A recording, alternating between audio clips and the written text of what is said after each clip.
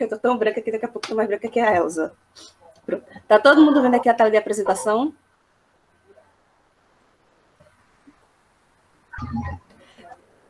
Detalhe, viu, gente? Hoje, se vocês quiserem, vocês podem ativar o áudio e fazer perguntas. Porque como eu vou estar falando, e esse assunto me empolga um pouquinho, vamos para o salsinho. Esse assunto me empolga um pouquinho, então se vocês não me pararem, eu vou falar até... Mas Maia está aqui para dizer, bicha, calma. Pode me interromper 300 vezes, viu? Então vou precisar, assim, que vocês desliguem o microfone e quando forem falar, vocês liguem. Senão eu vou me perder.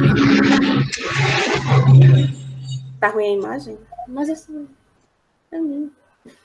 Deixa eu ver. Tá focado legal? Porque agora eu não me vejo mais, eu só vejo a tela. Ah, tá ruim a imagem, é a câmera, amor. É a câmera. É a câmera, infelizmente é a câmera. Eu não quero perceber disso, não. O Willy chegou na hora. Deixa eu ver se eu consigo dar uma melhorada aqui na situação. Avisando, viu? Já tá gravando. Mostrando pra vocês. Deixa eu ver se eu consigo dar uma melhoradinha aqui. Tá em... Deixa eu ver, 720. Melhorou alguma coisa ou tá a mesma merda? Acho que melhorou. Eu vou desativar a minha câmera, mas é só pra rede ficar melhorzinha aqui. Senão eu vou ficar vendo vocês travando o tempo inteiro. Pronto. Gisele. Oi. Gisele. Oi. Vozes do além. Eu falei que a imagem estava ruim, não era a sua imagem, não. É a imagem do slider que estava embaçada. Ah, mas vai aparecer. Deixa eu ver. Logo no começo, né? Tava aquela imagem embaçada. Aí agora deu aquela... Não era a tua imagem, não. Aí a galera já... E passou pro meu lado, que eu tô ligada. Já viajou demais, tá ligado? Valeu. Pronto, vamos começar, né? Avisando logo. Quem quiser falar, aí abre o microfone, fala alguma coisa que a gente vai conversando, porque vocês vão ter várias dúvidas. Vai ser normal vocês não entenderem alguma coisa. Normal, de boa. Porque eu levei 4 anos de faculdade para isso, estou estudando para entrar para mestrado e ainda estou tentando entender tudo que eu vou dizer. Tá? Eu vou começar falando para vocês rapidamente como foi a história da sociologia, que vocês encontram em qualquer livro de sociologia. Tanto se eu mostrar a bunda para vocês. Olha meu livro, como é novo. O cupim já pegou, já está todo rasgado. Isso aqui foi um salvamento que eu fiz. Dá para ver? Um salvamento que eu fiz, porque numa biblioteca eles estavam organizando, e esse aqui ia para o lixo, logicamente. Numa biblioteca você não guarda um livro nessas condições. Só que eu peguei assim e fiz, eu posso ficar? Aí pode. Olha a situação aqui, ó, todo quebrado. Aí eu fiquei, porque justamente ele é muito... Esse livro, com certeza, vocês não acham mais para vender, de tão velho que ele era, de que ano?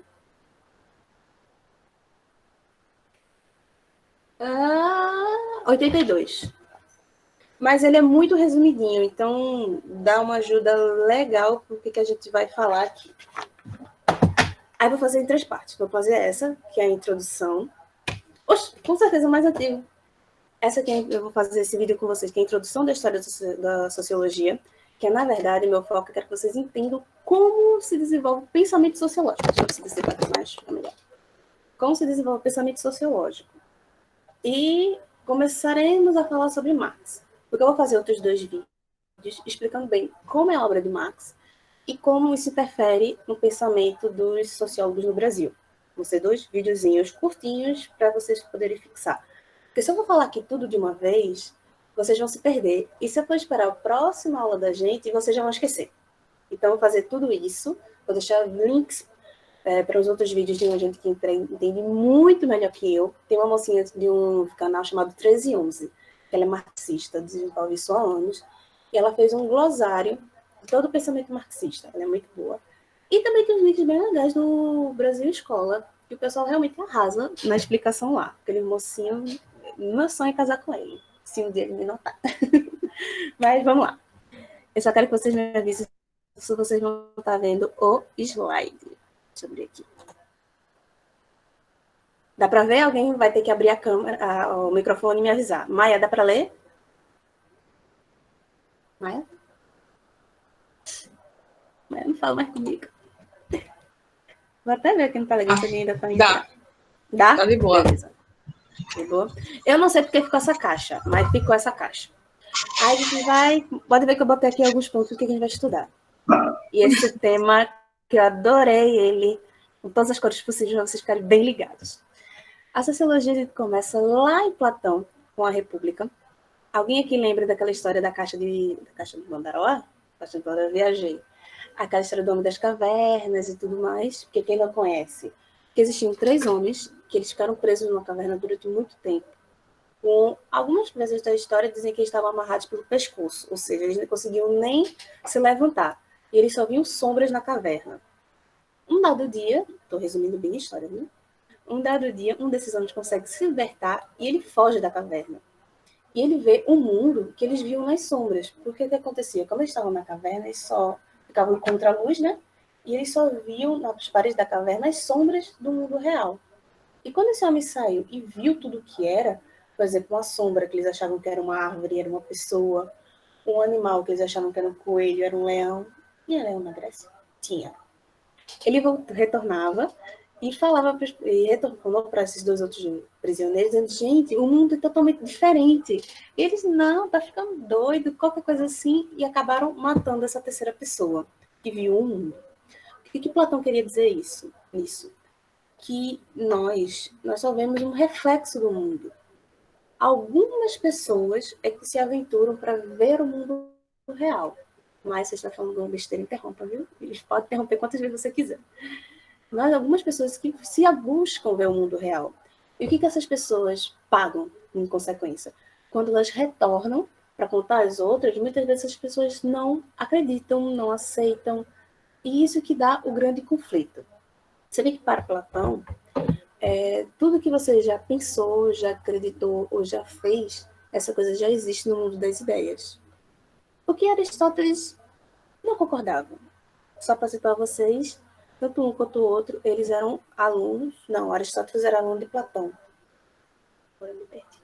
Não, Aristóteles era aluno de Platão. Eles não concordavam muito porque, enquanto Platão dizia que tudo já existia e nós criamos, já Aristóteles falou, não, nós temos a capacidade de criar do zero. Aí tem outro texto, que é a política, que todo mundo em ciências sociais é obrigado a ler, que é justamente ele descrevendo como é que seria uma sociedade melhor. Como que nós poderíamos organizar a sociedade, principalmente a política, para caber a todos. Eu quero lembrar para vocês que todas essas pessoas que escreveram, eles escreveram dentro de um tempo e dentro de uma mentalidade. Então, se eu for falar de um autor, geralmente tem algum crítico que fala, mas esse autor não falou de tal coisa, ou esse autor não competiu tal ponto, ou não citou tal coisa, tal coisa, tal coisa. Sim, todo mundo sabe que esse homem não falou disso. Porém, ele estava preso num tempo, como nós estamos presos no nosso tempo, e você não sabe de tudo. Tem coisas que você realmente não faz uma pinta ideia, mas, coincidentemente, o que você escreveu naquela época se encaixa parcialmente no que vemos hoje. A gente vai ver isso em alguns autores aqui. Aí, nesse livro que eu usei, eles colocam ainda Santo Agostinho como pensador helênico. Eu não acho tanto assim, mas opiniões à parte. Santo Agostinho já foi no período que, vamos lá, né? Platão e Aristóteles foram no período que a religião já estava em queda e já estávamos trabalhando com a razão. Já Santo Agostinho já estava no período, que era o início da Idade Média, era antes, né?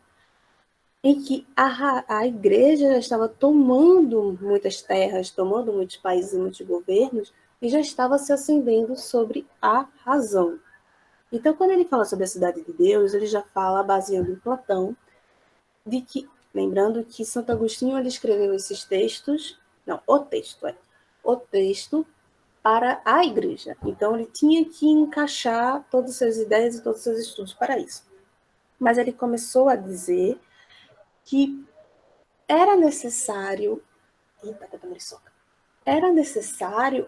uma organização e principalmente um pensamento que corrobore para cuidar de todos nós. Enquanto a República e a política falavam justamente dessa instituição que iria cuidar de nós, porém nós iríamos cuidar dessa instituição, Santo Agostinho ele mudava um pouco um discurso, que era o discurso que eles precisavam, para dizer que a cidade de Deus ela é fundamental porque precisa de uma instituição que nos cuide de tal forma que Deus cuida do homem. Aparenta ser uma viagem, mas faz sentido. Vocês estão conseguindo compreender? Peraí, deixa eu olhar aqui no chat se vocês estão conseguindo compreender. Discípulo. Quem é discípulo? Não entendi. Tudo bem, acontece. Deixa eu repetir. Deixa eu pensar. É como o pensamento agostiniano era... Existe o mundo, existe Deus e o mundo. E Deus cuida do mundo. Só que enquanto Eita, meu cabelo aqui prendeu. Enquanto Platão e Aristóteles, eles pensavam que os homens podiam cuidar do mundo, Santo Agostinho tinha que dizer que Deus cuidava do mundo. E se Deus cuida do mundo, Deus tem que cuidar de nós. E nós temos que servir a Deus. Acho que consegui melhorar a explicação agora. Aí tudo bem. Deixa eu aumentar aqui, porque senão vocês não conseguem enxergar nada. Isso aqui eu vou deixar lá, viu? Em formato PDF, como vocês me pediram. Eu vou até acrescentar mais coisas. Aí começamos a Idade Média. Nós temos uma ideia muito errada da Idade Média de que não teve desenvolvimento da ciência lá. Teve. Para vocês terem uma noção, o desenvolvimento da cerveja foi na Idade Média. Porque, obviamente, não tinha a cerveja antes, era como se fosse um composto de vitaminas. E que as freiras, os padres, os frades, até o Papa, eles tomavam muito, porque eles passavam o dia inteiro orando, estudando e fazendo as atividades. E como lá na Europa é muito frio, e nas épocas frias eles perdiam muito, por exemplo, comida, animais, água. Água era um negócio muito difícil. Eles desenvolveram uma bebida que já existia antes. Uns falam que foram os egípcios, mas uma bebida fermentada que eles conseguiam estocar durante muito tempo. E os nutrientes que eles conseguiam com essas com esses cereais fermentados, eles conseguiam ficar associados durante muito tempo. E o alcoolismo não existia esse álcool todo. Mas eles conseguiam se alimentar legal. E tem alguém falando comigo. Não é ninguém. Pode ser ignorado. Aí vamos lá. Aí tivemos o desenvolvimento do pensamento do cristianismo, que é esse pensamento homem e Deus unidos. E tivemos o desenvolvimento do pensamento islamismo, porque ninguém fala na escola praticamente, mas o islamismo, nesse período, é que ele começou sua expansão. E justamente as grandes navegações iniciaram porque o islamismo estava tomando era tudo. Tanto que Portugal estava sendo invadido pelos islâmicos. E no pensamento islã, um dia a gente pode parar e debater sobre o Islã, no outro horário, se vocês quiserem, a gente combina e fala. E eu acho incrível o Corão, porque ele desenvolve o pensamento do homem e Deus em que eles são um só. Aqui nós dizemos, o corpo pertence a Deus e tal, mas não é bem assim. A gente sabe que existe a entidade máxima, a instituição Deus e nós. No islamismo, não. Nós e Deus estamos correlacionados. Tanto que no islamismo, as mulheres já podiam se divorciar desde o século V. Aqui no Brasil, foi nos anos 70. Então, vejam a grande diferença, né? Mas eu gostaria de dizer que, mesmo dentro do pensamento religioso, tinha desenvolvimento social, sim. Eles pensavam como é que seria a organização social, a organização econômica, como seria a família, como não deveria ser a família, como deveria ser a sexualidade, como não deveria ter sexualidade. Então, quando vocês tiverem as aulas de Idade Média junto com o Lobo, eu quero que vocês façam perguntas para ele, pode fazer pergunta para ele, que eu vou fazer aqui também, de como é que eles repensavam a própria sociedade. Porque sociologia é isso, você pensar a sua sociedade. Aqui eu estou falando ainda quando sociologia nem era sociologia, era só filosofia. E, por fim, já no final da Idade Média, a igreja estava vendo que a sociedade estava mudando, eles conseguiram ficar 1000 anos com essa população, mas essa população já começava a se mexer. E, principalmente, príncipes começavam a mudar seu pensamento para poder governar os seus reinos. Aí que vem São Tomás de Aquino, baseado em Aristóteles e a política, e começa a falar de um certo equilíbrio entre Estado, governo e o homem. O que nós temos agora é o Loisoca. É o absolutismo, que é justamente o rei, o Deus Sol, o Deus Rei, o Deus centro de todas as coisas. E como estava já surgindo essa ideia, então a igreja começa a querer se organizar, como fala Marx, depois de muito tempo, sempre quem está no controle começa a mudar a sua argumentação para continuar no controle. Então a igreja teve que começar a se reorganizar para saber qual seria o local dela. Porque se você está no poder durante muito tempo, é normal que em um momento você caia. Existe isso com naturalidade. Deixa eu ver aqui. Entretanto, tem uns momentos e momentos. Alguém está querendo entrar aqui na aula. Cadê? Não estou vendo ninguém. Ninguém está querendo. Peraí. Ah, tá. Uma pessoa que foi falar outra coisa aqui. Perdão. Voltando. Cadê? Aqui. Sim. Aí tem que reorganizar. Que é esse livro, esse texto dele, Suma Teológica. E já entramos na Renascença, né? Que é depois do período absolutista e tudo mais, que vamos aos principais livros que constrói a sociologia em si. Que é Thomas Moros, que é a Utopia, que é justamente a sociedade perfeita. Maquiavel, que é o Príncipe, que nós vemos o absolutismo. Quem ainda não leu o Príncipe, eu acho interessante você procurar pelo menos um resumo na internet. Por quê? Com o Príncipe você consegue compreender várias partes do caminhar da política. Gente, é sério, se alguém tiver alguma dúvida, pode acionar o microfone e falar, viu? Eu estou aqui ouvindo. Porque senão eu vou achar que vocês entenderam, vocês vão achar que eu estou falando rápido demais e vai todo mundo se perder. Mas vamos lá. Vou explicar para vocês o Príncipe. O Príncipe foram cartas de que um príncipe encomendou textos a Maquiavel para que Maquiavel descreva para ele como controlar o seu povo. Que ele resumia o seguinte. Ele falou aqui, né? Entre amado e temido, desejo ser temido, os fins justificam os meios e tudo mais. Mas Maquiavel estava dentro de um tempo em que vários príncipes estavam observando que não era vantajoso essa relação deles com a igreja. Porque o que acontecia? Muitas pessoas ricas deixavam parte dos seus terrenos para a igreja e quando via, tinha mais terreno com a igreja do que realmente com o rei. Então, que relação desigual é essa? Eu te dou tudo, tu me dá nada. O que tu me vai me dar? Um exército que, quando tu quiser, vai ser contra mim? Como é que fica isso? Impostos que crescem cada dia mais, construções em todos os lugares. E lembre que nesse tempo também tinha o protestantismo já começando a gingar. Não era só o protestantismo com Lutero, mas ideias contra que não fossem mais tão ligadas à igreja. Então o príncipe entra nesse estado de que ele começa a descrever como que você deve governar, porém da melhor forma possível. Porque você pode ser para travar uma guerra, ganhar e ok. Aí depois? Esse é o questionamento. Eu vou travar uma guerra e depois? Porque depois nos filmes acabou a guerra, acabou o filme, tudo tá bem. Mas quando você toma essas pessoas, você toma essa terra, você toma esse reino, você tem que ter uma série de cuidados, uma linha de pensamento para poder estabelecer uma paz e você conseguir governar. É o que ele fala, né? Ele bota mais como uma negociação. Já com o Thomas Hobbes, que é o Leviatã, ele começa a falar que necessita de uma instituição máxima que controle todos. Que é o que hoje a gente conhece como nação, países e tudo mais. Que a gente tem as leis. Mas naquela época ainda não tinha essa ideia de país. Ainda estava muito prematura. Então se desenvolveu muito depois. Já com o Leviatã, também aconselho. Alguém está querendo entrar, eu vou permitir essa pessoa entrar. Cadê? Venha, Zé Henrique. Zé Henrique, tá por aí? Tem no PDF do Drive, posso compartilhar? Pronto, pode compartilhar. Ah, tá, é primeira. Desculpa. Perdão aí pelo vacilo. Eu li a coisa achando que era alguém. Alguém não, é você, só que eu achei que eram os alunos. Voltando.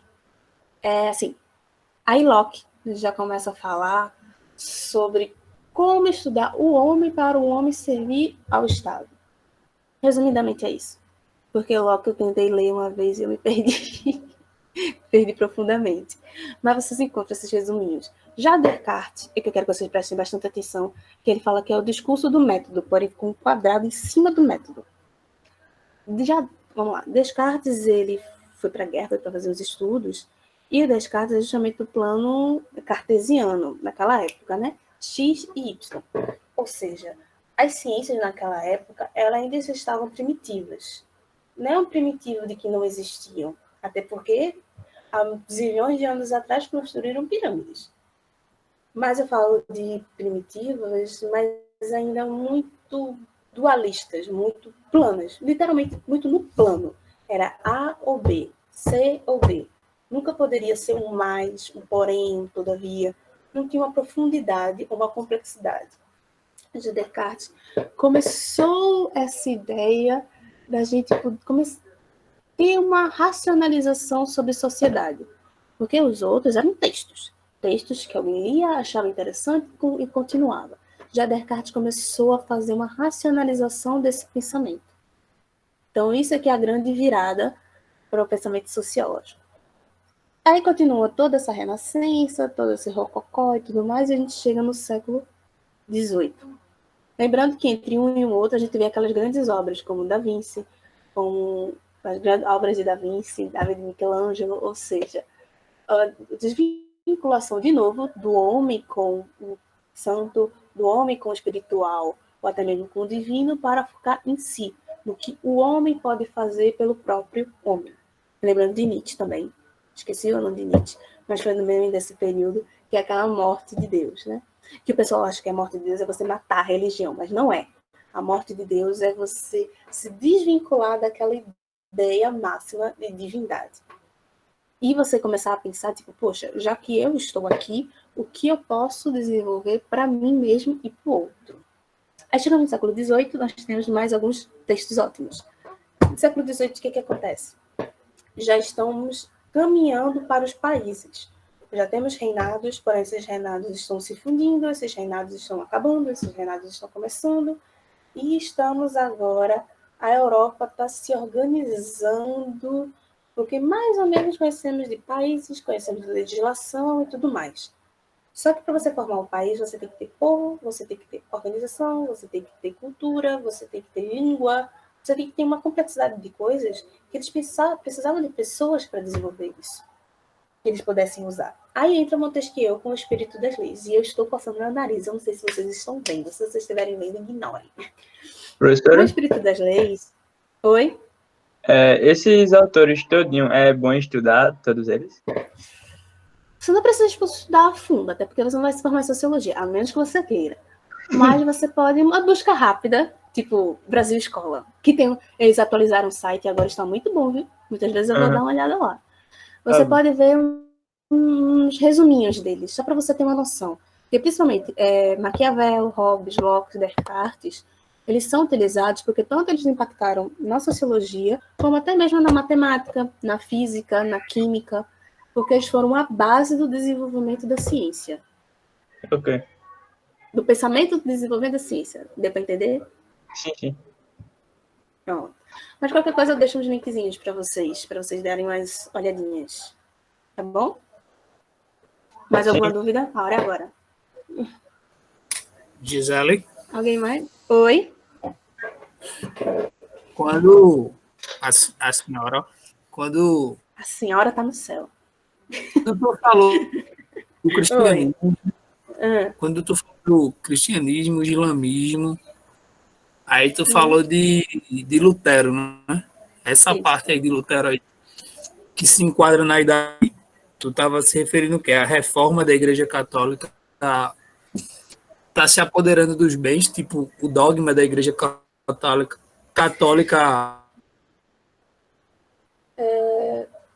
Deixa eu pensar como te explicar. A Igreja Católica estava enricando na custa da, abre aspas, desculpa aí a galera, na culpa dos bestalhados, né? Tipo, Não era bem enricando na culpa dos bestalhados. Você era um ladrão.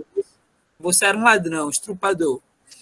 Aí você morreu, aí meu filho vai para o inferno. Ah, não.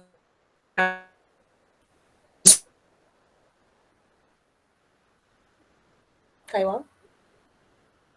Desliguei não, viu? Caiu o áudio. Não, mas eu entendi o que você quis dizer. Que estavam comprando pedaços no céu, tecido e tudo mais.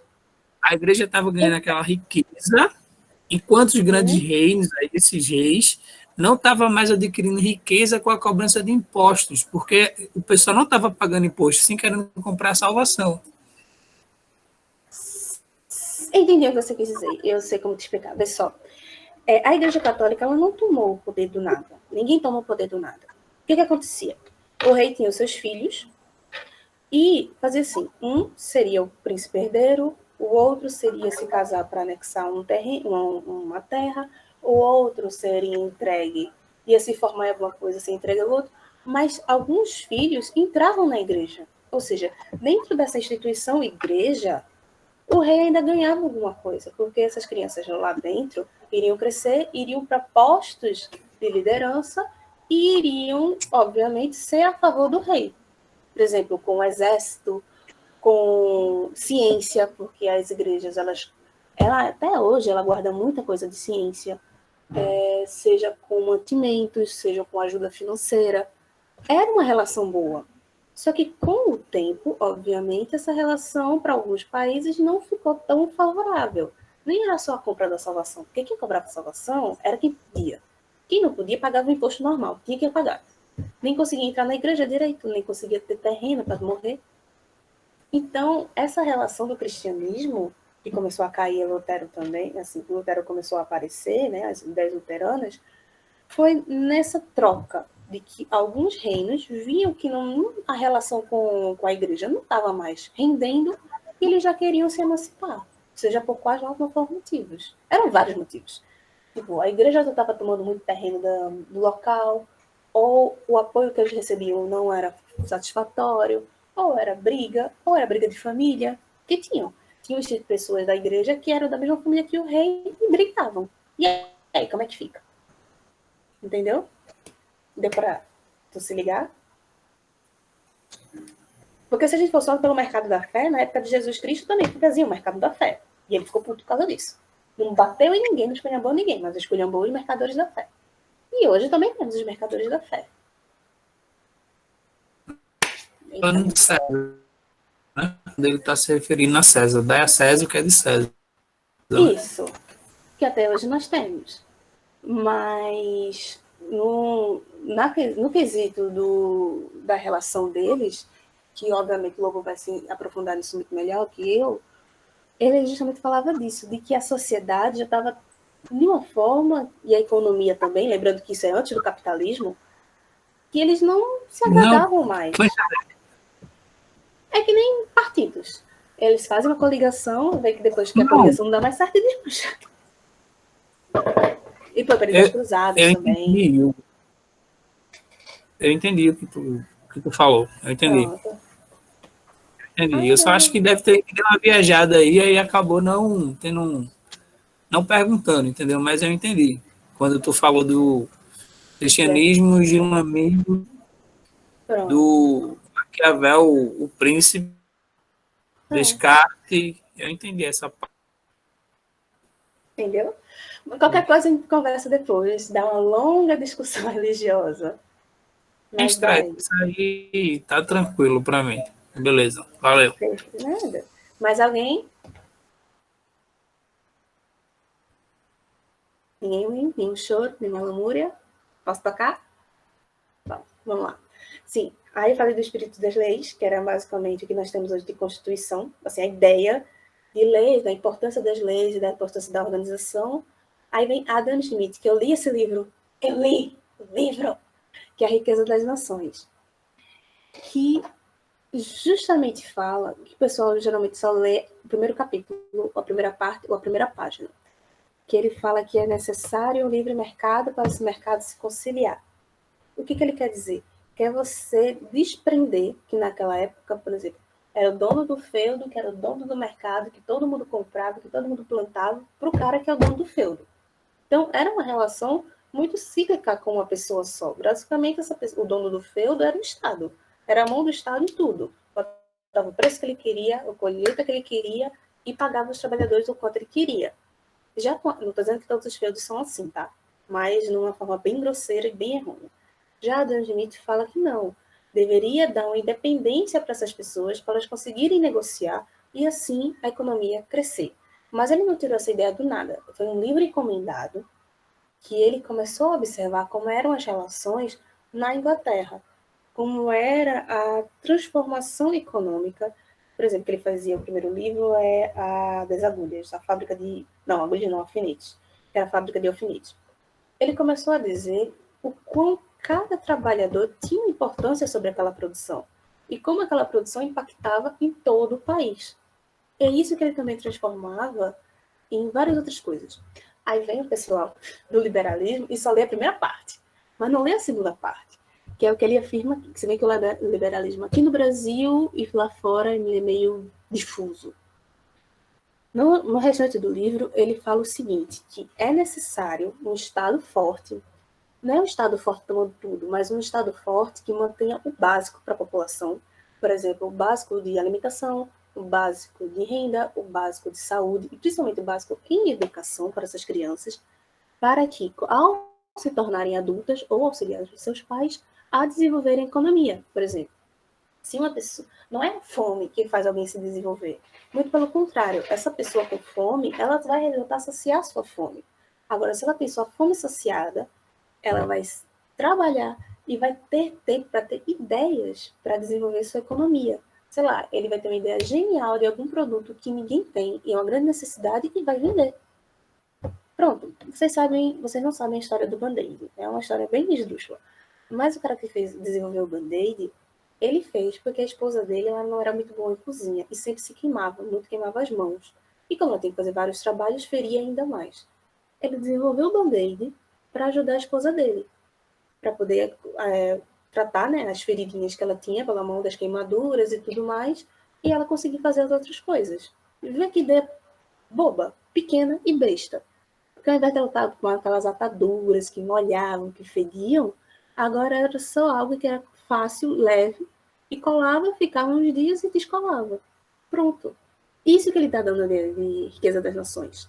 Lá na frente, nos anos 2000, nós tivemos uma pessoa chamada Amartya Sen, ele era um indiano, que ele justamente escreveu, eu vou falar bem grosseiramente, mas ele reescreveu A Riqueza das Nações, mas ele falando justamente o que Adam Smith queria dizer naquela época, que nós precisamos manter o mínimo para as pessoas se desenvolverem ao máximo.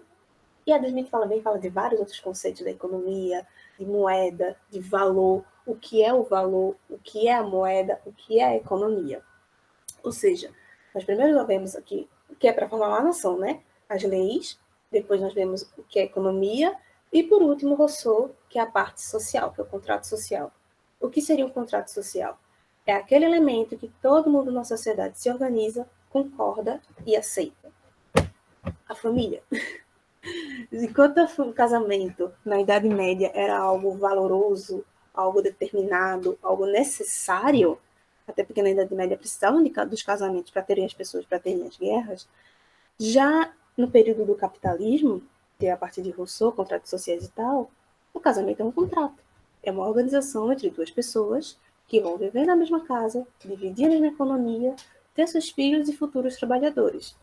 Então, a gente vê como os elementos, a argumentação deles mudam com o tempo. Eu estou dando exemplo do casamento, tá? Então, nós vamos ter leis para... Oi. É como se a gente estivesse vivendo no sistema que o governo, o mundo exige, né? Tipo, assim, as pessoas para construir uma família, ele vê como se a pessoa tivesse que casar para poder construir uma família. É a mesma coisa de um exemplo bem simples. Eu tenho uma sandália que está me servindo muito bem. Porém, lança outra. Aí eles querem que a gente compre ou que entre no que eles querem para meio que controlar as nossas escolhas, não é isso? É como se fosse um sistema que eles criam. Quase lá, porque você já está falando de fetiche de mercado, você se adiantou 200 anos nisso aí. Mas, eu estou falando, por exemplo, escola. Até tal momento não existiam escolas, mas passou a existir escola. Por que precisamos dela, da instituição escola? Porque eu preciso que as crianças, desde cedo, elas se adaptem a um ritmo, a um horário, a uma ordem, a uma organização, para quando elas crescerem e forem trabalhar. Tu entendeu qual é a diferença? Existe essa mesma lógica no mercado, que a gente vai ver mais pela frente com Marx, mas ele precisou... É que nem um sistema. O que é um sistema perfeito? É aquilo que em todas as camadas da sociedade e em todos os núcleos elas se apresentem. Então, para desenvolver esse consumismo, eu preciso desenvolver na sociedade um pensamento de atualização eterna e que isso seja necessário. Então, eu meio que vou... Que nem aquele filme Intercept do Nolan, que ele copiou descaradamente uma animação Páprica. Assista a animação Páprica, ela é muito boa. E o filme Interception também é muito bom. Mas ele trabalha isso, que quando você planta uma ideia, e essa ideia vai se desenvolvendo até ela se tornar uma regra. Deu pra entender? Voz do além que falou comigo. A voz do além não respondeu mais, então vou entender que isso deu certo. Mas voltando aqui no contrato social. Então, no contrato social, a gente percebe as instituições, por exemplo, a escola, por exemplo, a família, a mãe, o pai, essas ideias ainda elas não estavam bem fixadas e começaram a se fixar com o tempo para poder a sociedade não ser mais múltipla. Lembrando que a Europa tinha vários povos que viviam de várias formas diferentes, então eles queriam fazer uma hegemonia na população para poder ter um desenvolvimento. Eu vou fechar aqui para ver se tem alguém com dúvida e escrever um texto da dúvida, que eu não consigo ler. Não, ninguém teve dúvida. Ela traduziu. Ah, tá. Foi um elogio. Que bonito. Eu nunca consigo lidar bem com elogio. Eu fico agoniada. Tá. Acabando nisso, agora a gente vai para porrada forte, que é Augusto Comte. Augusto Comte, Spencer, Marx e Durkheim. Deixa eu ver o que eu botei depois. Eu fiz essa tabelinha aqui, bem chamativa. Se alguém tem epilepsia, vai ter um treco agora. Mas poder observar o que é a sociologia em si. Mas antes disso, bora voltar aqui, que eu vou enumerar todos eles. Augusto Comte, a gente pode dizer que é o pai da sociologia. Basicamente, o que ele fez foi sentar a bunda na cadeira, pegar esse texto desses homens, todos que antecederam a ele, e organizar.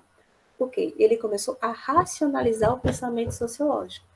Ele começou a dizer, ele só não fechou tudo porque ele morreu antes, mas ele começou a dizer como que você deve pensar. Ai, me soca. Como é que você deve pensar sociologicamente? Que é o quê? E principalmente a frase dele que está na bandeira do Brasil, que é com amor... Quem botou o texto? Com amor, alguma coisa que terá ordem e progresso. Seria assim, com amor com as pessoas, você vai conseguir a ordem e progresso. Só que cortaram o amor, botaram só ordem e progresso. Tudo bem. Já Spencer... tem um livro aqui, meu Deus, que está brigando a minha frente. Eu não olhei o livro. Perdão a todos. Mas Augusto Comte começou a ideia da reação positivista, que é o quê? Como ainda estava no período de descarte do pensamento, mas é uma racionalização linear de tudo isso, como você vê a sociedade. E como eu falei para você, já estava no período da industrialização da Europa, não, eu não falei, estou falando agora, a industrialização da Europa comendo solto, e essas pessoas que já estavam acostumadas a viver no campo, como aqui no Brasil passou nos anos 50, que viviam no campo, elas acordavam mais ou menos o quê? Umas 8 da manhã. Não, 8 da manhã não, 6 da manhã, né? Quando o sol abre. Não, aqui é 6, lá na Europa é 8, quando o sol aparece. Aí eles iam para o campo, plantavam, colhiam, cuidavam da vaquinha, cuidavam do bezerro, alinhavam tudinho, tal.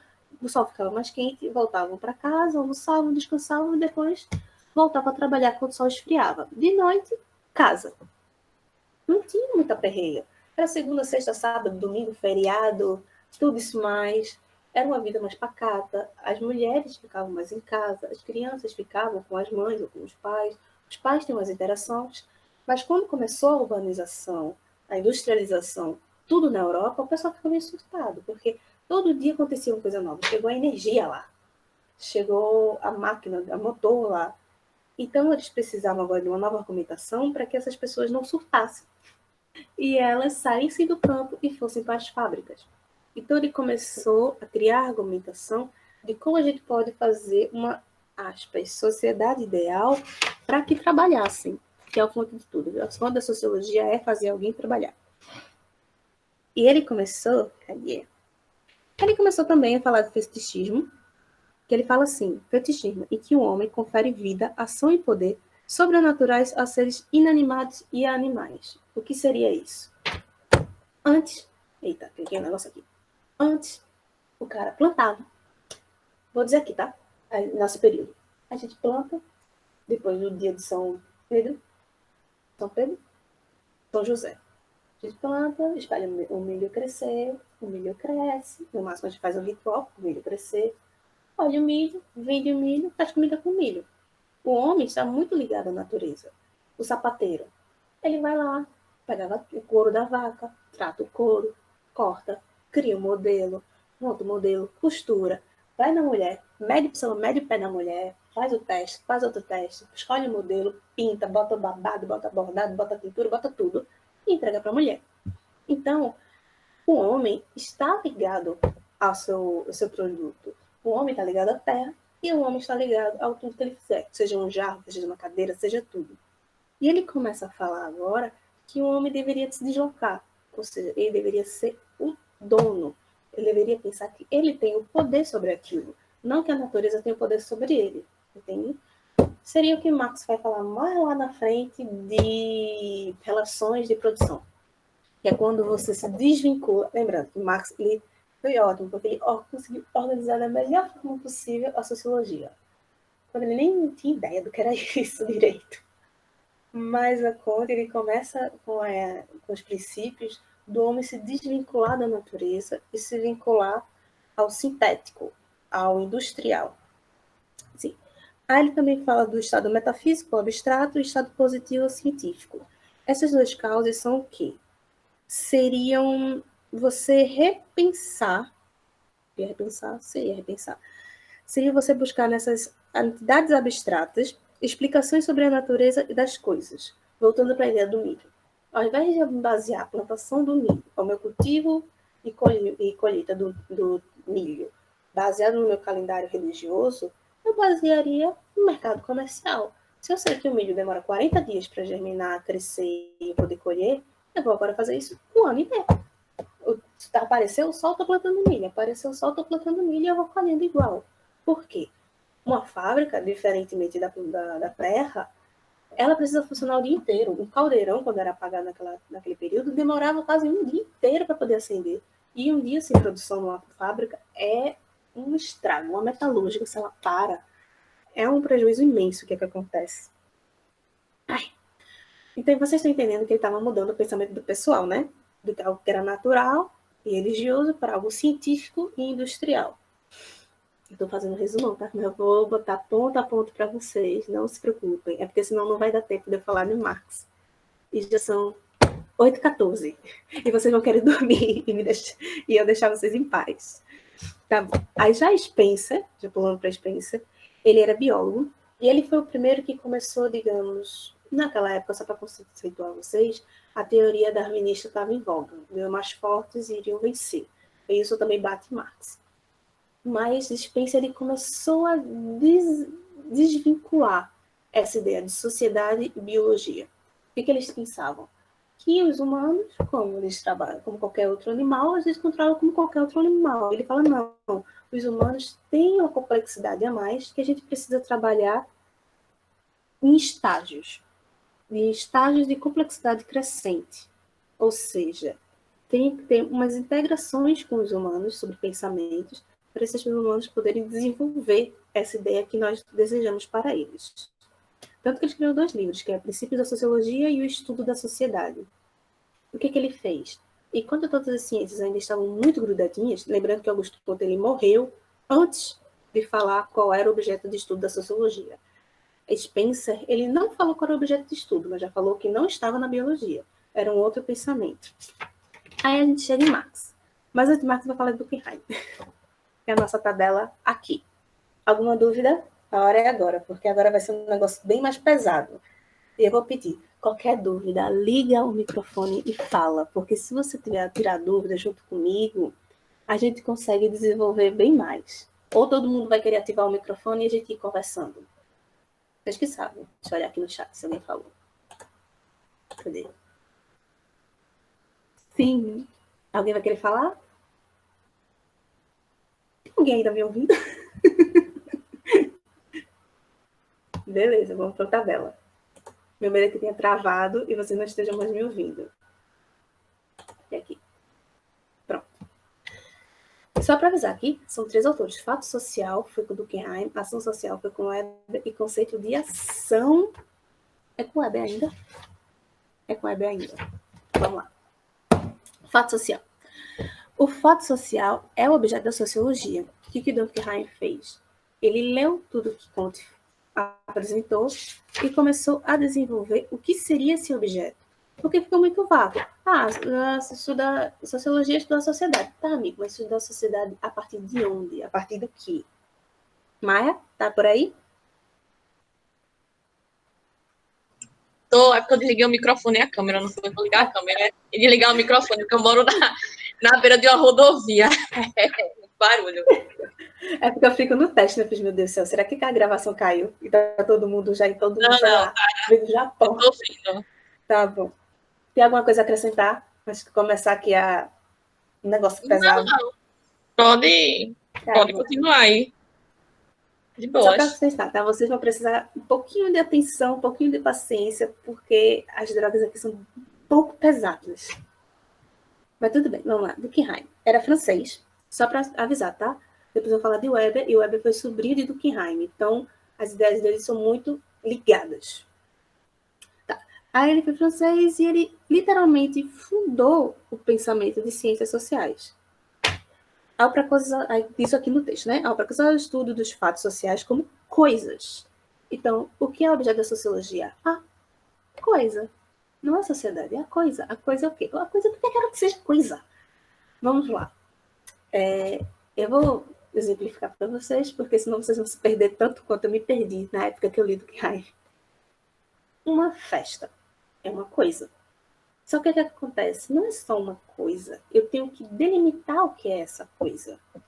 Eu quero saber sobre como é uma festa das líderes de torcida organizada do esporte, ou do Flamengo, ou do Corinthians, ou torcida organizada do Brasil.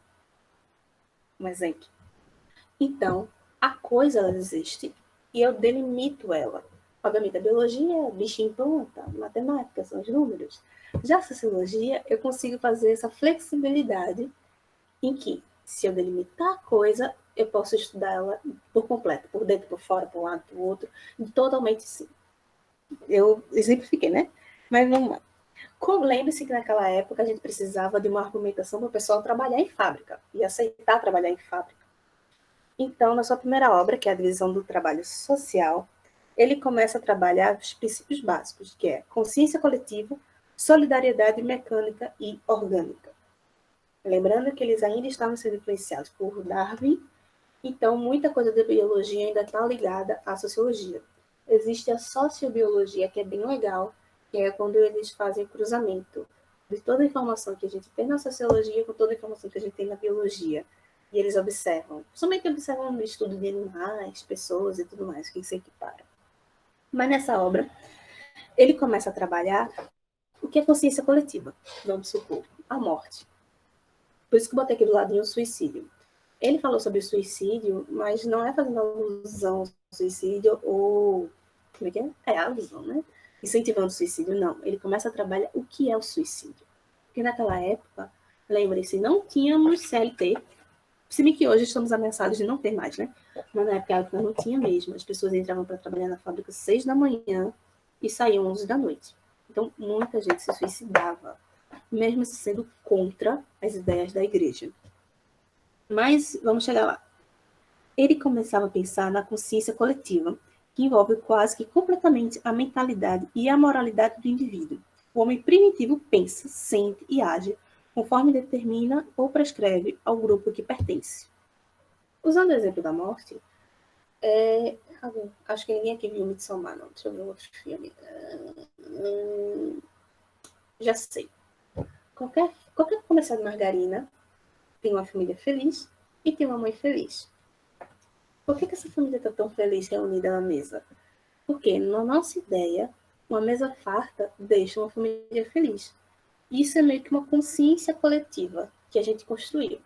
No caso da morte, quando alguém morre, na nossa sociedade nós ficamos tristes, nós estudamos com roupas escuras, nós temos uma certa etiqueta, como se portar e tudo mais. Em outras sociedades eles fazem festa.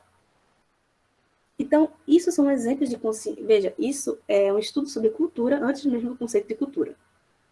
Já existia, mas não estavam trabalhando muito bem isso. Mas ele começou a afirmar de como essa consciência coletiva influenciava muito as pessoas. O quanto as ideias influenciavam, o quanto o desejo, o pensamento, a fala, o toque, o olhar. Isso era fundamental para o ser humano. Então, Durkheim acusa a existência em cada indivíduo de duas consciências, a coletiva e a individual. A primeira, predominantemente, compartilhará com o grupo. A segunda, particular ao indivíduo. Ou seja, Aí nós entramos no paradoxo das pessoas, em que muitas vezes elas sabem o que é certo para o grupo, porém no coração delas elas sentem outra coisa. Ah. Não, mas é sério, ele precisava observar isso, porque mesmo todas aquelas pessoas sabendo que elas precisam trabalhar, elas precisam ter horário, e elas têm desejos próprios, elas têm outras ambições. Então ele começou a conversar sobre isso, começou a escrever e começou a elucidar principalmente para as pessoas que precisavam pensar isso. Aqui a gente ainda pega a sociologia num mundo muito filosófico, então as viagens vão acontecer e a dúvida vai aparecer e vocês vão me perguntar. Mas tudo bem. Cadê? Aí ele continua aqui. Nas sociedades primitivas, a consciência coletiva subjuga a individual. O que ele determinava como primitivo eram os selvagens, viu? Era o pessoal que não queria trabalhar. E as sanções aplicadas ao indivíduo que fogem às normas de conduta do grupo são extremamente severas. Ou seja, aqui ele fala que as sociedades mais distantes, as sociedades tribais e tudo mais, a consciência coletiva se sobrepõe ao indivíduo. Por que ele escreve isso?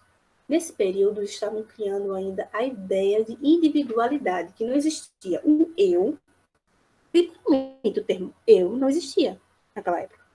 Ou você tinha nome ou você não tinha nome. Então, quem não tem nome é um povão. Quem tem nome é que é o eu.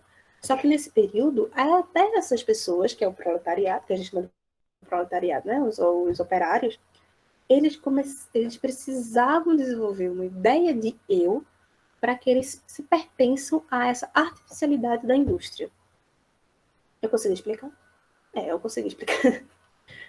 É como se, assim, eu deixasse de ter essa ideia de coletivo para que eu tenha uma ideia só de eu. Então, se eu penso em eu e coloco as minhas motivações acima dos outros, eu sempre vou querer atuar para mim, antes mesmo dos outros. Porque se eu estou com todo mundo vai querer tacar fogo na fábrica e matar o dono. Essa é a realidade do eu. Até hoje, a realidade do eu é essa. Porque sempre, né, nas reuniões de sindicato e tudo mais, sempre tem a pessoa que não quer. Ou que é um ponto que ninguém concorda, que ninguém quer se acertar. Por quê? Essa ideia do eu, que também é muito importante essa ideia do eu para estudos nos futuros, mas nesse ponto ainda bem raso, a ideia do eu impede que o eu fique abaixo do nós. O eu sempre tem que estar acima do nós. Era um discurso que eles precisavam na época. Aí cadê? Aí sim, aí ele fala assim da divisão do trabalho, que é o que começou a ser estudado na Riqueza das Nações. Que a divisão do trabalho, quanto mais complexo o trabalho, mais dividido ele é, as pessoas vão conseguir produzir bem mais. E assim, diferentemente das sociedades primitivas, eu consigo produzir mais e ter uma produção bem melhor. Porque alguém está falando. Fale. Essa divisão do trabalho, ela está relacionada ao Fordismo, sei lá. Pois é uma ilusão aqui.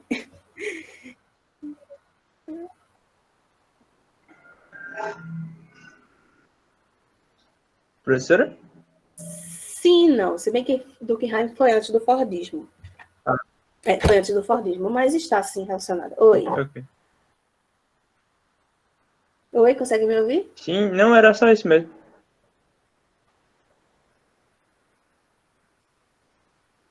Tá travando. Tá. Não, mas está assim, está relacionado. Ford não tirou essa ideia do nada, não. Ele leu em algum lugar. Ele leu do Durkheim. Pronto. Mas continuando aqui. Cadê? Aí ele fala muito de questões primitivas. Aí, em 1895, é que ele publica as regras do método sociológico, que é seu tratado mais importante, que é quando ele começa a delimitar bem o que é... Ai, meu Deus, me perdi? Não me perdi, não. Ele começa a delimitar bem o que é o mundo. Estamos aqui. No fato social, nós temos a exterioridade, que é justamente o que nós mostramos, é isso que eu falei, né? De consciência coletiva e solidariedade. A exterioridade é tudo que nós podemos colocar na sociedade, tudo que nós falamos, apresentamos, mostramos, podemos ver. E a coercitividade é o que nós podemos atingir com os outros. Cadê? Eu não tenho aqui o que dá para dizer. Meu filho. Aí temos a generalidade, que é justamente o general, quando a gente procura linhas gerais para poder trabalhar, e a natureza, que a natureza é, sim, um ponto de estudo. Porque se eu estudo a natureza, eu estudo o homem, se eu estudo o homem, eu estudo a natureza. que ainda é aquela ideia da tábula rasa, de que a tábula rasa você vai cortando e vai fazendo o homem. Por exemplo, eu quero estudar uma natureza, eu quero estudar Recife. Quais são os impactos que Recife tem na população? Os impactos que Recife tem na população são os mesmos de Olinda? São os mesmos de São Paulo? São os mesmos de Santa Catarina? São os mesmos de João Pessoa? São os mesmos de Fortaleza? Não. Podem ter pontos correlacionados, que é a generalidade, mas a natureza delimita quem é cada um. Lembre-se sempre, o objeto da sociologia é a coisa. E o que é a coisa? A coisa é tudo que eu preciso delimitar. Tem gente falando comigo a essa hora, bicho, sério? Pera. Tá. Ninguém importante. Desliga o telefone. Aí vamos embora para o Weber. Teve alguns outros faladores aqui, mas bora para Max Weber, que Max Weber é mais, né, impactante. Cadê? Deus, me perdi. Não me perdi, não. Vamos para a ação social. O que seria a ação social? A ação social está em Marx. Deixa eu botar aqui. Não, tem Marx não. Tem que parte essa do livro, que me perdi. Maia, me ajuda. Calma, peraí. Oi? Ação social? Ah, achei. Desculpa, gente, desculpa. É que eu abri as folhas se mexeram aqui. Eu me perdi aqui na ordem. Achei. Perdão, gente. Ação social, vamos lá. O que é ação social? Para Weber. Lembra-se, Weber foi sobrinho de Durkheim, que falou sobre suicídio. E eu esqueci de falar sobre suicídio. Vamos falar agora.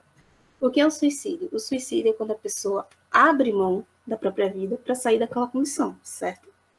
Porque muitos falam que é um momento de fraqueza, mas não é um momento de fraqueza. É quando você decide terminar o seu fim. E o Weber começa a desenvolver isso na compreensão real e compreensão explanatória. Aí, Maia, você me ajuda se eu estiver falando besteira. Eu vou precisar da sua ajuda aqui. A compreensão real é a intenção, ou seja, com o suicídio, a pessoa morreu. Então, todos nós temos a compreensão real da morte. Porém, a motivação ou o fim dessa morte é que nos muda. Por exemplo, a pessoa morreu, beleza, morreu. Aí, quando a pessoa descobre, por que ela morreu? Ela se matou. Tem as pessoas que vão ficar, como assim ela se matou? Vão desenvolver a empatia, e tem as pessoas que vão se julgar, dizer, ela se matou porque ela quis. Então, quando ele fala dessa compreensão, é que ele divide o que é o ato e o que é a motivação do ato. Essa divisão simplesmente serve para nós, dentro da sociologia, compreendermos o que é a coisa e o que é o significado da coisa que ele fala depois, que é os símbolos expressivos, que é lá na frente. Mas ele fala muito disso aqui, ó, que é a visão racional, visão dos fins, que determina por expectativas em relação ao comportamento, tanto de objetos no mundo exterior quanto de objetos de outros homens, sendo essas experiências utilizadas como condições ou meios para alcançar fins próprios racionalmente avaliados e procurados. O que isso quer dizer? Uma ação. E qual a finalidade dessa ação? Seja uma morte, seja um nascimento, seja uma festa, seja uma bebedeira, seja uma comida. Aqui está o meu objeto. Só que eu tenho que compreender aonde que esse objeto está. É que a gente fala de contextualização do objeto. Ficou difícil? Eu sei que ficou difícil. Demorei, vão ter para entender. Mas vai vir coisa pior. Aí quando ele fala sobre, racional. Uma voz vai falar agora. Fala a voz. Oi. Não, era eu que ia falar um pouquinho contigo. Sobre justamente essa racional visando fins, por exemplo. O fato da gente estar reunido aqui, vocês estarem assistindo essa aula de sociologia da gente, também está sendo ação racional visando o fim, né? Vocês não estão aqui porque estão a fim de ouvir muita gente falando, porque estão muito afim de sociologia. Mas que o fim é passar no Enem, né? Então, e vocês sabem que precisa de sociologia. Então, posso corrigir? Tem todas as motivações. Relacionada a fim. Posso falar? Pode. Veja, não é só pelo passar pelo Enem. Eu conversei um tempo desse com um amigo meu e a gente precisa, por ser um ser racional, sempre conhecer, sempre buscar. Porque na maioria das vezes a gente só faz aquilo porque a gente precisa. Mas a gente tem que entender e ver como é que funciona. E quando a gente começa a compreender, ver que tudo é ligado tanto biologia como sociologia, como história, tudo ligado. É uma coisa tão simples que quando a gente começa a estudar, a gente vê que, caramba, isso funciona dessa forma mesmo. É a forma correta. A gente tem que ser um ser racional, a gente tem que pensar e raciocinar. É só isso Sim. mesmo. Não é só Exatamente. pelo Enem, não. Não, mas Conhecimento é tudo. quando eu falei sobre o Enem, foi justamente assim, por uma Eu parei aqui questão que eu de... vou olhar pro rostinho de vocês. Peraí.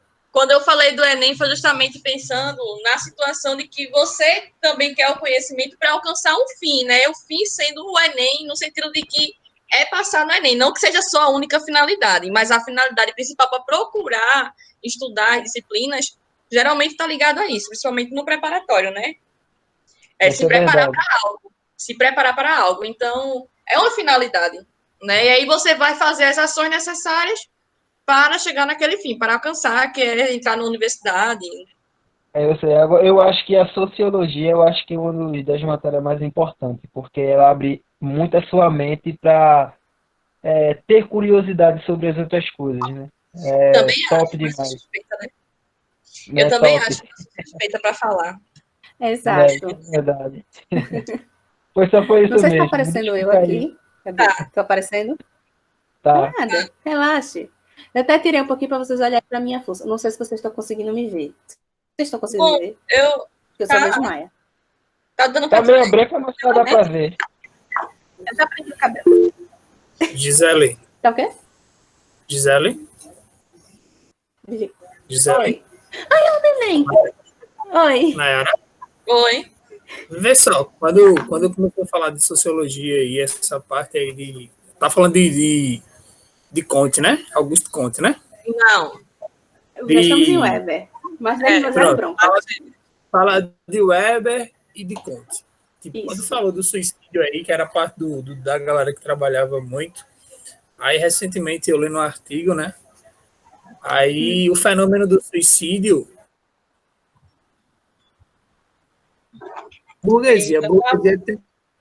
A burguesia tem um fenômeno de suicídio muito diferente do gueto. Isso. Sim. Então, assim, a galera que estuda que esse recurso básico, que é o que vocês estão transmitindo aí, é a galera que tem sangue no olho. Tipo assim, é tudo no brau, velho. O cara tá com a cara fechada, o que é? Que é o quê, meu irmão? Que é o quê? Tipo, a gente não tá preocupado com o que vão pensar sobre mim. Eu quero entrar na universidade. Como eu vou entrar, não interessa. Então, assim, a galera. O boyzinho é negro, ele não vai passar, porque a universidade não é para pobre. A universidade é para rico. Então, assim, aí quando você se depara com o fenômeno do suicídio, de tipo, a diferença, tipo, a minha classe. Eu digo porque eu acredito que tem várias pessoas aqui, alguns alunos que nunca prestaram Enem, que vêm de escola pública, que tem essa base de educação. Tipo, eu também vim de escola pública, eu já passei por um projeto dele, que era lá em Garaçu, que tinha um PROAV, né, que era o Programa de Apoio ao Vestibulando. Fui aluno de lá eu entrei na faculdade, me formei em matemática, hoje eu faço teologia e estou tentando Enem de novo para querer outro curso. Então, assim... E o neném? Esse fenômeno do suicídio não é que o cara quer morrer porque ele está achando que a morte é legal, é porque ele está querendo sanar os problemas dele. Muito problema. Ele tem muito problema. O cara que suicida, ele ama a vida. Mesmo fala. Inclusive, do cara fala 3 tipos, né? É muito mais complexo. Ele ama a vida, mas só que ele está querendo acreditar que ele morrendo, ele vai se mostrar. Eu vou pegar minha água. Inclusive, do Caio vai falar de 3 tipos, né? O altruísta, o egoísta e o outro eu não lembro.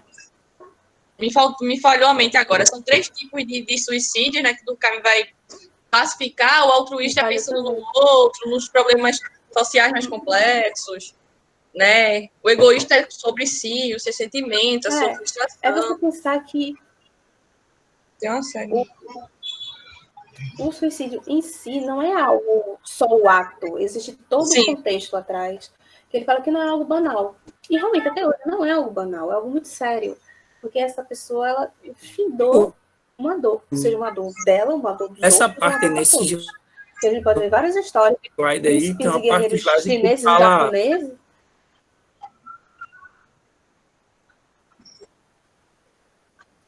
Pessoas acreditam que a ação social não é social. Tipo, acredita que eu não posso fazer nada porque eu não... O mínimo que você tem, o próximo, você já está fazendo ação social, pô. Só que as pessoas acreditam que eu só posso fazer ação social se eu tiver muita coisa. Isso. Tipo, tá entendendo? Tipo, quando a farinha é pouca, primeiro meu. Quando a farinha é pouca, primeiro o meu pirão, o outro que morre de fome. O outro que morre de fome. Não é? Exato. Então, quando a gente fala do suicídio, não é o suicídio da morte em si, o deixar de vida, mas a complexidade que leva a esse ato, que a Weber fala, que é o ato e a motivação. E esse neném fofo, eu quero dar um cheiro. Mas bora voltar para a aula, acho que eu me distraia de novo. Bora. Porque já é 8h38 e vocês já estão de saco cheio de mim. Durkheim, inclusive, tem uma obra, Sim, né, aqui, sobre o suicídio, né? Porque eu vou fazer o vídeo de Marx, eu vou fazer um vídeo só de Marx, para vocês poderem focar. Senão todo mundo se perde. Voltando.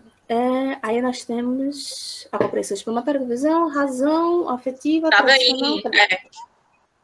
Racional vindo de valores. Isso, valores. Aí determina o quê? Determina pela crença consciente em um valor ético, estético, religioso ou qualquer outro, próprio de uma conduta específica, em relação a alguma coisa resultado, ou seja, baseado em méritos desse valor. Que a gente pode traduzir literalmente o seu ato pelos outros. Eu vou usar o casamento. Quantas vezes meninas tiveram que casar com homens com alguma condição social para trazer alguma condição para a família delas, para eles saírem da fome e tudo mais. Que aqui no Brasil a gente tem o grande caso de meninas que casam, meninas com 12, 13, 14 anos que estão se casando para sair da fome. Então, é um ato... Vou colocar as slides na tela, sim, meu amor. Só estou para vocês olharem um pouquinho para minha face. Mas a gente tem meus cachorros para isso. A gente fica te vendo mesmo quando tu bota slide. Então... É só tu que não se vê. E eu coçando meu nariz aqui várias vezes, vocês viram? Pois é, vimos todos. Tudo bem. Cocei meu nariz 500 vezes, problema. E matando de soca. Mas vamos ver aqui. Oi. Frequente, né? No Brasil. Essa coisa do casa, não só por matar a fome da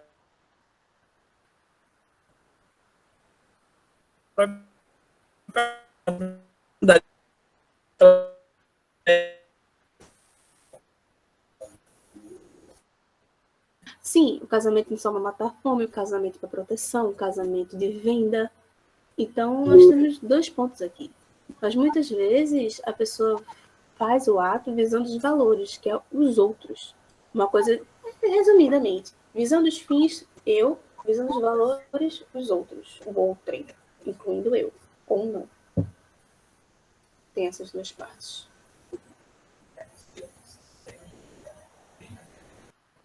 Sim, continuando, aí nós temos também a ação afetiva, que é totalmente emotiva, determinada por afetos e estados sentimentais.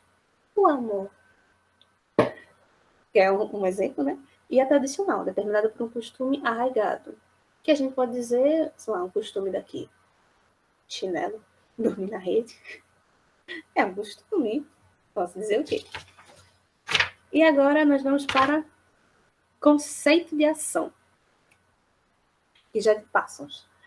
Parsons, eu vou ser bem rapidinho aqui, mas ele fala com a orientação motivacional e orientação de valor. Que é basicamente, porque o texto é longo e eu não vou estar lendo, porque essa aula já está muito longa para vocês, que é aspectos onde o agente...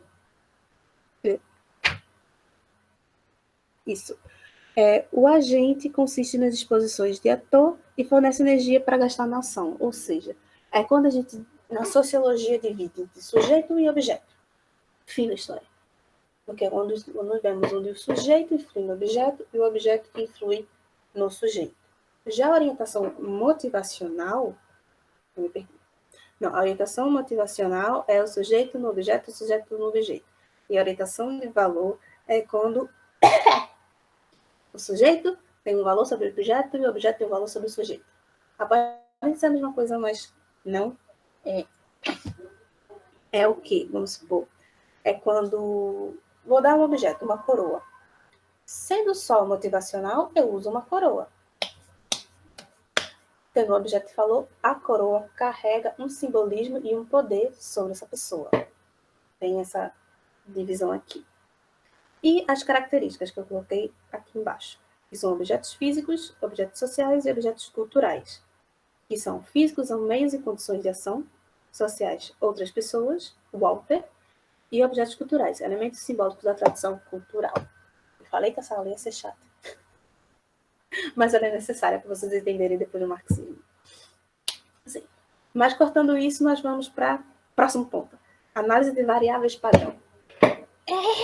Estamos acabando. A análise de variáveis padrão é o quê? É quando nós observamos... Quando nós observamos como as variáveis elas alteram o objeto. Lembrando que é a coisa.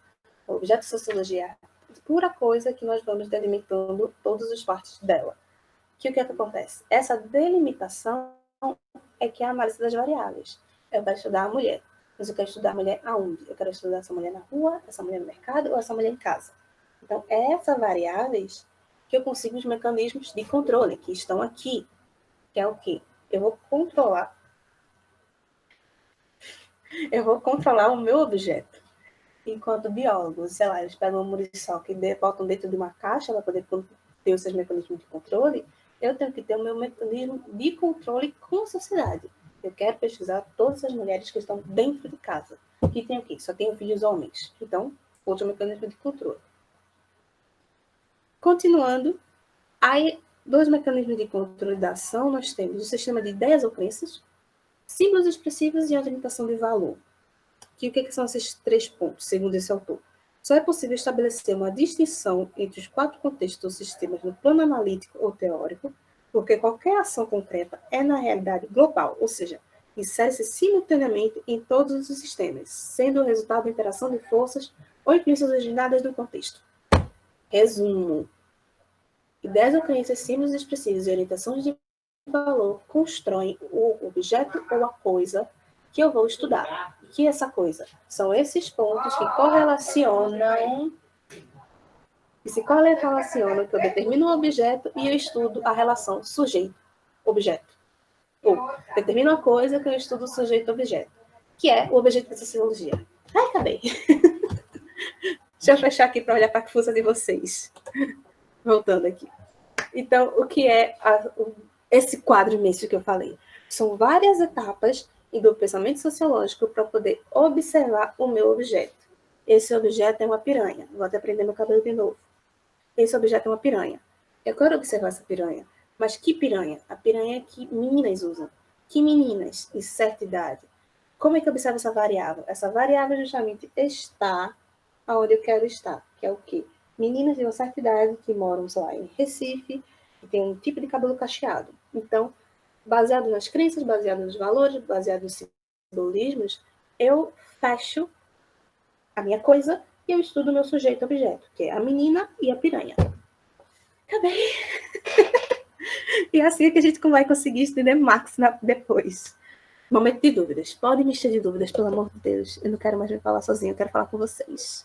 Podem usar o chat. Deixa eu abrir o chat. Eu tô te ouvindo. Alguma dúvida agora? Todas as dúvidas possíveis e impossíveis. A hora é essa. Doeu. Mais alguma coisa para eu adicionar? Gisele? Minha filha, viu? Acha gogó e fôlego, viu? Fala, Gogó. Oi. Você vai colocar questões sobre essa aula? Você vai colocar questões sobre essa aula? Vou. Eu vou colocar questão, eu vou colocar texto, eu vou colocar vídeo, eu vou colocar um mega material, porque eu sabia que essa aula ia ser o ó de dar. Mas ela é necessária. E as próximas vão ser Marx, Durkheim, e vai avançar. Durkheim já foi. Vai ser Marx, capitalismo, liberalismo, socialismo, comunismo, e vai avançando, vai ficando mais dinâmico. Mas eu precisava justamente dessa aula chatinha para vocês pegarem a ideia central do pensamento sociológico e conseguirem desenvolver. Não, beleza, era só Nas isso aí. próximas aulas, o que a gente planeja? Eu tenho uma dúvida. Vocês querem saber sobre movimentos sociais? Uma aula só de movimentos? Porque, assim, na verdade, seria adiantar para vocês sobre movimentos. A galera ficou em silêncio, pô. É um sinônimo de que todo mundo concorda. Todo mundo concorda, todo mundo já desistiu de mim. Realmente, né? 2 pessoas. Acontece, a sociologia é complicado. Assim, por mim, tranquilo, Não. assim. Eu acredito que poderia ser legal a gente falar até sobre esse movimento, porque pode embasar algum tema sobre alguma redação. Sempre o Enem vai falar sobre movimentos, bem ou mal, mas ele vai precisar falar. Entendeu? Por isso que eu já estou dando essa ideia aí, mas aí a galera tem que aceitar também, né? 2 pessoas disseram sim, então 2 pessoas falaram, eu boto enquete, tá bom? Aí fica melhor para vocês responder. Para mim tá tranquilo, Podem ver que eu fiz só 3 slides, 4 slides. Foi 4 slides que eu vou deixar com vocês, mas vocês compreenderem o quão ciências humanas é complicado de se entender, porque você tem que aprender um método para desenvolver, como matemática. Então, você tem que aprender a fórmula e como desenvolver a fórmula. Aqui a gente teve que aprender uma fórmula para desenvolver o pensamento. Então, as próximas aulas eu vou querer o seguinte, todo mundo com o microfone ligado, ou quem quiser, né? E a gente vai fazer alguma coisa mais dinâmica. Eu vou trazer trechos de vídeos, textos e coisas assim, para a gente ler junto e a gente começar a dialogar. Com esse diálogo é que a gente vai conseguir compreender. Tive que fazer essa explicação aqui. Mas era necessária. E as próximas vão ser muito mais dinâmicas. E eu vou colocar várias atividadezinhas para a gente ir discorrendo nos comentários mesmo. Vocês podem responder uns aos outros, pesquisarem juntos e tudo mais, tá bom? Algum pedido para a próxima aula? Quando foi hoje de tarde, eu perguntei a tu se o livro do Estado poderia estudar para o Enem, aquele livro de biologia. Pode. Aí eu mandei. Deixa eu mostrar para vocês qual é o livro do Estado que me baseio. Eu tenho esse aqui, que é do Estado de Pernambuco, sabe? Esse aqui, rosinha, da capinha rosa, é o que eu mais gosto. Muito bom. Eu tenho o da bicicleta. Redondinho. Não tenho que reclamar. Eu tenho esse azul. Mas parecendo que esse aqui é a atualização desse aqui. Eu tenho esse azul. Serve.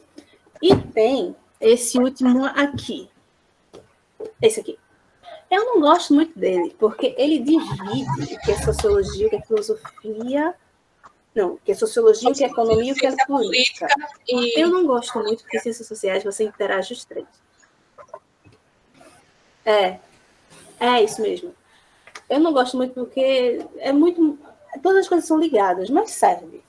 Eu tenho outro livro aqui. Esse aqui eu ganhei do professor.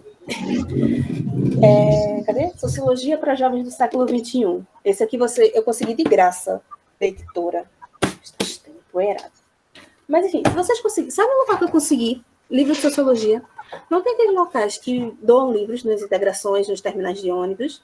Eu consegui meus livros lá. Muitos livros. Consegui livro de matemática lá, de física, de história. Nesse período, quem puder precisar sair, procura nesses locais, porque vocês acham muitos livros. Aquele livro mesmo, meu que eu baseei na aula de hoje, eu achei no chão. E ele é um bom resumo. Deixa eu ver um outro livro aqui que eu achei no lixo. Podia aparecer o pessoal achando um livro no lixo, né? Mas não é. Cadê? Isso aqui é qual? Esse aqui eu consegui numa doação da biblioteca. Eles estavam organizando as coisas. E tem. Isso aqui é Tempos Modernos da Sociologia. É muito bom. Como vocês podem ver, eu estou cheia de livro. Mas é sério, gente. Vocês conseguem matéria de sociologia em todo canto. O canal do Brasil Escola tá muito bom, tá bem interessante. Tem as 13 e 11. Eu vou botar tudo bem bonitinho de várias referências, porque aqui eu dei um geral. Oi. Fala. Tu viu aquela foto que eu mandei para tu perguntando? Fala antes que eu roube esse aquele... momento você. Senhora? Cai. Olha, cai muito contextualizações sobre movimentos sociais, contextualizações sobre momentos científicos, contextualizações, principalmente sobre revoltas. A Matias Sen também vai querer falar sobre revolta. Teve um ano que a Matias Sen caiu. Já tem o livro dele? Sobre desenvolvimento e cidadania. Porque faz tempo que eu fiz o Enem, né? Então, muita coisa eu já estudei no seminário. Mas aí eu já não sei como é que é esse lance de sociologia para o Enem. Ele está tentando. Antes era bem mais integralizado, agora estão tentando deixar bem mais dividido as ciências. Mas ciências sociais ainda pega muita coisa. Porque se você entende direitinho sociologia, você entende história, você entende geografia, você entende até de português. Assim, das questões de português e interpretação. Então, qual é o conselho que eu dou? Me leiam muito. Eu vou deixar vários links de texto que eu já separei aqui. Vocês leem, tirem dúvidas, escrevam lá nos comentários que eu respondo tudo para vocês. Pode falar. Semana passada não pude responder muito, mas essa semana já estou livre. Pode falar contigo e pode falar com o Nayara. Podem me chamar no privado.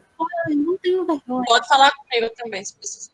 Pode, Nayara está aqui para todos nós. Pronto. Vê só. Quando não tenho vergonha. E principalmente se for questões de história. Pode falar. Não, eu vou falar contigo depois. Eu perguntei se eu poderia falar contigo no privado e acabei nem falando. Porque eu estava lendo os negócios. Você fala comigo se você acontece neném. Eu quero ver o neném.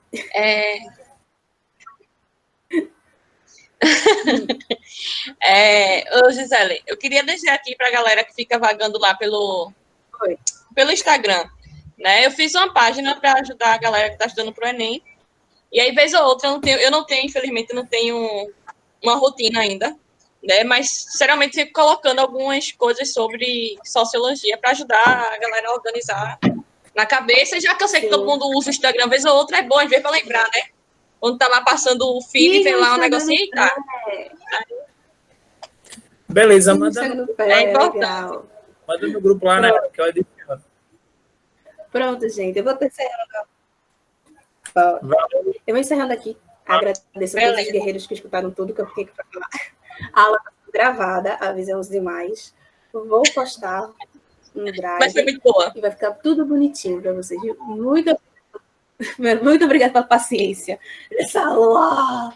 Mas as próximas vão ser bem mais legais, bem mais dinâmicas. Tá bom? Obrigado. Tchau. Tá bom, gente. Beijo. Tchau. Tchau.